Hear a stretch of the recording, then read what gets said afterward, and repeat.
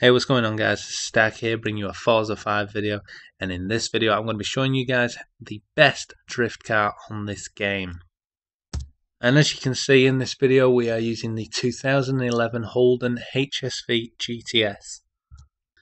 I'm not sure if when you buy the car it already comes as all-wheel drive, but it does need to be changed and converted to an all-wheel drive, and it just needs basically all the power-ups just to give it all the engine upgrades to get it into that R class.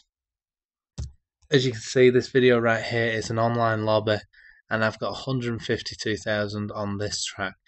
Now, when I first started playing this game, I was only getting, 10,000, 20,000 a lap, and I thought, how are these guys getting such ridiculous scores? Pretty much as soon as I started using the HSV, it took me two or three races to pretty much get used to this car from the other rear wheel drives and stuff. But since using this car, it is either me or my friend Eric Ship 111 topping the leaderboard every time. If I come first, he's usually second or third, and if he wins, I'm usually second or third. It is so easy to get ridiculously high scoring drifts. And as you can see, my best lap is just insane. I would never, that's 5 times what I used to get when I first started this game. The best thing I feel about this car is I did like to drift in the Nissan GT-R Skyline.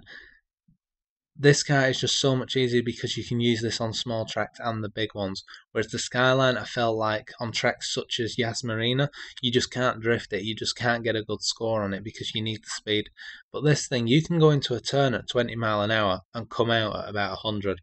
You can power through the drifts with barely any speed going into them, and you just come out on top with a massive score.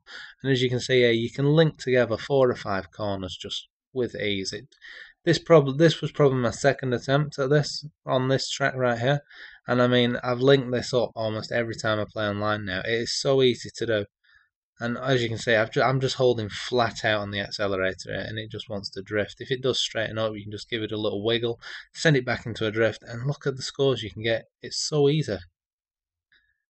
So as you can see, this is probably the easiest track to get good drifts on, just because the turns are so nice, so easy to do, and this is probably the best drift track you can get other than Prague, which is probably up there with the best maps on this game that I prefer so far. And as you can see, 9,000 points on that first turn was probably what I was getting for the entire lap when I first started playing this.